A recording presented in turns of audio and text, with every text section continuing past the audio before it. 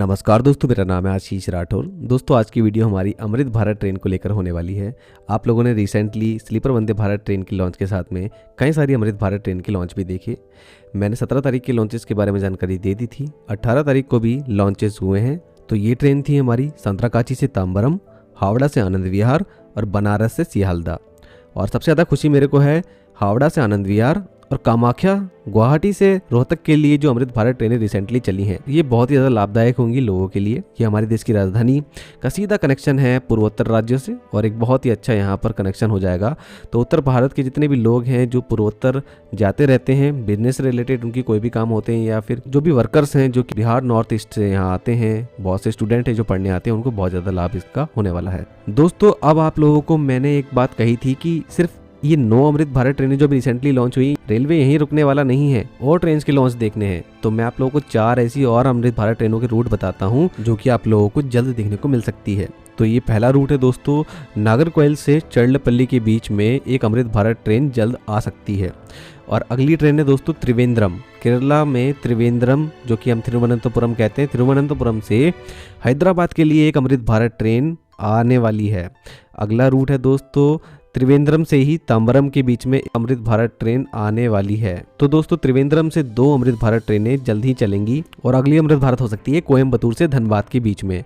तो ये 4 अमृत भारत ट्रेन के रूट्स जो हैं ये अभी कंसीडर किए जा रहे हैं और इन पर आपको अमृत भारत ट्रेन जल्द ही चलती दिख सकती है। हो सकता है जनवरी में ही लॉन्च होती दिखे और हो सकता है आने वाले अगले महीनों में। दोस्तों, हमारी अमृत भारत ट्रेनें आज काफी कामयाब होती दिख रही हैं। वंदे भारत ट्रेन की तरह ही इनकी पॉपुलैरिटी भी बहुत तेजी से समय के साथ बढ़ी है। काफी लोगों को लगता था कि अमृत भारत ट्रेनें कामयाब नहीं होंगी। अब हमारा देश एयर कंडीशन ट्रेन के लिए बढ़ चुका है आगे, तो अब हम लोगों को दोबारा लोको होल्ड ट्रेनों की तरफ नहीं देखना चाहिए। लेकिन रेलवे ने जो ये निर्णय लिया इन ट्रेनों को लाने का, ये बिल्कुल सही साबित हुआ, क्योंकि आज भी हमारे देश में बहुत बड़ा तबका जो है वो सेकंड क्लास और स्लीपर क्लास में सफ़र करता है और उनके लिए डेडिकेटेड एक ऐसी ट्रेन लाई गई जिसमें एसी कोचेस नहीं है। यहाँ पर सेकंड क्लास और स्लीपर क्लास को ही ध्यान में रख करके इस ट्रेन को डिज़ाइन किया गया है।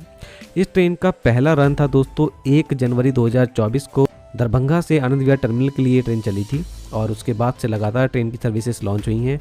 आज देश में 24 अमृत भारत ट्रेन हो चुकी हैं और इसका न्यू वर्जन अमृत भारत 2.0 भी आ चुका था 2025 में। और इस ट्रेन के अंदर सभी फीडबैक जो मिले थे पहले वर्जन से, उसको ध्यान में रख के बहुत सारे चेंजेस किए गए और ये नई ट्रेन 2025 में ही आने लगी थी। तो ये वाला रेक हमने 2025 में देखा था, लेकिन रेलवे ने अभी एक बड़ा सर्कुलर जारी किया है। स्लीपर वंदे भारत ट्रेन की तरह ही अमृत भारत ट्रेन का फेयर चार्ट भी बदला है और साथ में रूल्स भी बदले हैं ट्रेन में बुकिंग से रिलेटेड। तो वो सब जानकारी आगे लेंगे। दोस्तों, ये अमृत भारत 2.0 ये एक नॉर्मल लोको होल्ड ट्रेन नहीं है। इसको ट्रेन सेट के लायक ही पूरी तरीके से रेडी किया गया है। इसके लिए स्पेशली 2 लोको डिज़ाइन किए जाते हैं, एरोडायनेमिक WAP5 और 7। अभी के लिए WAP5 एरोडायनेमिक डिज़ाइन हुआ है और आगे चलकर WAP7 एरोडायनेमिक की 2 जोड़ी इसमें लगना शुरू हो जाएगी। इस ट्रेन में आप लोग दोस्तों कम फेयर में बड़ी लंबी दूरी जर्नी कर सकते हैं। साथ में आप लोगों को इस ट्रेन की प्रायोरिटी भी अच्छी लगेगी। रूट में स्पीड भी 130 kmph तक इसकी मैक्सिमम रहती है और एक्सेलरेशन और स्पीड के मामले में बहुत अच्छी ट्रेन है। एक ट्रेन सेट लाइक फील देती है। 2 लोकोमोटिव हैं, पुश पुल मोड में लगे हुए हैं। एक्सेलरेशन बहुत अच्छा रहता है। साथ में इस ट्रेन के अंदर कंफर्ट का बड़ा अच्छा ध्यान रखा गया है। भले ही टिकट का प्राइस कम हो, लेकिन कंफर्ट बहुत अच्छा है। कुशनिंग काफ़ी अच्छी है सीट्स की। ऐसा नहीं रखा गया है कि जैसे पहले सेकंड क्लास में जो सीट्स होती थी उसमें कोई कुशन नाम की चीज़ ही नहीं है, मतलब आप लोहे पर ही सो रहे हैं, ऐसा वहाँ पर उस टाइम पे हुआ करता था। लेकिन इन ट्रेनों में ऐसा नहीं है। तो दोस्तों, इस तरीके की 50 ट्रेनें इनिशियली टारगेट रखा गया था कि बनाई जाएंगी और अब यहाँ पर 24 ट्रेनें हो चुकी हैं और आगे भी ट्रेनें और लॉन्च होनी है। और यहाँ पर अभी टारगेट जो है पिछले बजट में पता लगा था कि 100 तक कर दिया गया है। तो 100 अमृत भारत ट्रेनें आने वाले समय में लगातार हमारे भारत में लॉन्च होती जाएंगी। रेलवे इस नंबर को अचीव करेगा। चलिए, रेलवे की जो जानकारी सामने आई है उसको जान लेते हैं, कैसा क्या नए रूल बनाए गए हैं अमृत भारत 2.0 के लिए।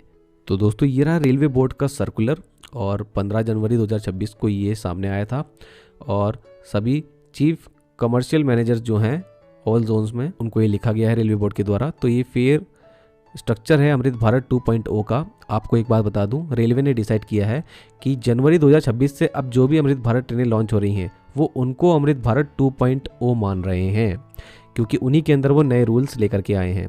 तो ये आप बात याद रखिएगा, जनवरी 2026 से पहले जो भी अमृत भारत ट्रेन लॉन्च हुई हैं उस पर ये रूल अप्लाई नहीं होते हैं। तो यहाँ पर आप इसका बेसिक फेयर आप देख सकते हैं सेम रहने वाला है, जो कि हमारी पहली अमृत भारत ट्रेन थी उसकी तरह ही।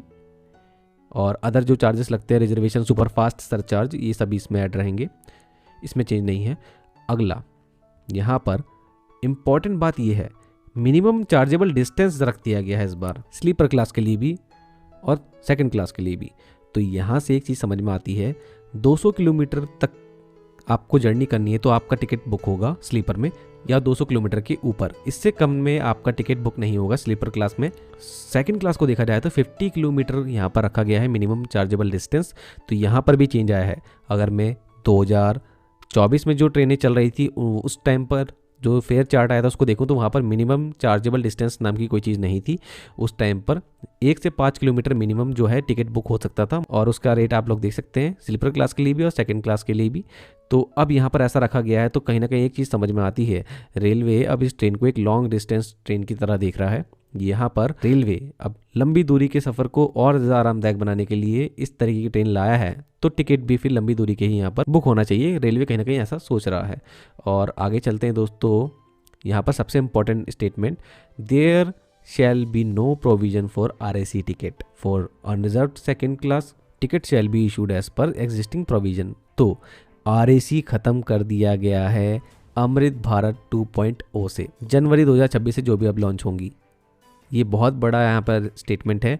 अब RAC टिकट नहीं मिलेगा, तो रेलवे धीरे धीरे अब RAC टिकट्स को ख़त्म करता जा रहा है, ऐसा कहीं ना कहीं लग रहा है। अपनी स्पेशल पर्पस ट्रेन्स में, जैसे कि स्लीपर वंदे भारत ट्रेन में ख़त्म करा, वो एक स्पेशल ट्रेन है भारतीय रेलवे के लिए। और यहाँ पर अमृत भारत ट्रेन को देखा जाए तो ये भी एक स्पेशल ट्रेन है, जो कि लॉन्ग जर्नीज़ के लिए मिडिल क्लास और लोअर मिडिल क्लास के लोगों को ध्यान में रख करके ये ट्रेन जो बनाई गई है, तो उस पर्पज़ को ये फुलफिल करे और उनको दिक्कत भी ना हो जर्नी करते वक्त, क्योंकि RAC टिकट्स में दिक्कत भी आ जाती हैं कई बार, और लोगों को पता नहीं होता कि किसको ऊपर बैठना है किसको नीचे बैठना है। जब सीट्स की शेयरिंग होती है तो कई बार लोग जो है कोऑपरेट नहीं करते हैं, लड़ाई झगड़े होते हैं, TT को आना पड़ता है, तो बहुत सी प्रॉब्लम वहाँ पे होती थी। अब यहाँ पर वो नहीं होगा, सीधा जैसे ही टिकट्स बुक हो जाएंगे सीधा वेटिंग का टिकट मिलने लगेगा, RAC नहीं आएगा, आपका नॉर्मल यहाँ पर वेटिंग टिकट मिलेगा, या तो वो कंफर्म होगा तो सीधा वो कंफर्म ही होगा, RAC में नहीं जाएगा आपका वेटिंग टिकट। और दोस्तों यहाँ पर जो भी टिकट्स बुक होंगे स्लीपर क्लास में जैसे हो रहे हैं, तो उसके लिए एडवांस रिजर्वेशन पीरियड जो है वो लागू रहेगा। तो ARP यहाँ पर अवेलेबल है, और जो कोटा सिस्टम है वो यहाँ पर अवेलेबल रहेगा। लेडीज़ कोटा और PWD कोटा जो होता है वो सब अवेलेबल रहेंगे। अब यहाँ पर आप आते हैं टिकट कैंसिलेशन से रिलेटेड, तो 24 घंटे के अंदर जो रिफंड है वो इनिशिएट हो जाएगा कैंसिलेशन अगर आप करते हैं। और उसके बाद पेमेंट को लेकर के बताया गया है कि जब भी आप काउंटर पे भी जाएंगे तो PRS जो काउंटर होते हैं वहाँ पर भी अगर आप जाते हैं तो वहाँ पर भी डिजिटली ही आपको टिकट लेना पड़ेगा। ये एक बड़ा स्टेटमेंट आया है दोबारा से। इस ट्रेन में जो लोग सफ़र करते हैं, मुझे थोड़ा सा यहाँ पर डाउट है कि लोग कुछ ऐसे भी होते हैं जो आज भी स्मार्टफोन नहीं रखे हुए हैं, लेकिन हाँ, रेलवे अगर चाह रहा है कि एक्सेप्ट डिजिटली ही टिकट लिया जाए इस तरीके की ट्रेन का, तो कुछ ना कुछ तो व्यवस्था रहनी ही चाहिए। और जो टिकट काउंटर है उसमें कहीं ना कहीं एम्प्लॉयज़ को जो है इस तरीके की ट्रेनिंग दी जाएगी कि किस तरीके से लोगों को और ज़्यादा से ज़्यादा इनकरेज करें डिजिटल पेमेंट करने के लिए। और दोस्तों जो हमने स्लीपर वंदे भारत ट्रेन में भी ये लाइन देखी थी और यही लाइन यहाँ पर भी है। डिजिटल पेमेंट के बाद में साथ में हमने ये भी देखी थी कि जो पैसेंजर की एज 60 से अबव है, जो मेल है, और जो महिलाएं हैं जो 45 से या 45 से ऊपर की एज की हैं, कि उनको ऑटोमेटिकली लोअर बर्थ ही मिले, जो उनके कंफर्ट के लिए काफ़ी अच्छी होगी। तो दोस्तों ये लास्ट पेज देख लेते हैं। तो यहाँ पर ज़्यादा कुछ खास हमारे लिए नहीं है।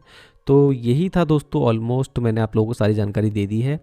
तो स्लीपर वंदे भारत ट्रेन के साथ में अमृत भारत 2.0 के लिए भी अब डिफरेंट टाइप ऑफ रूल्स जो हैं वो आ चुके हैं।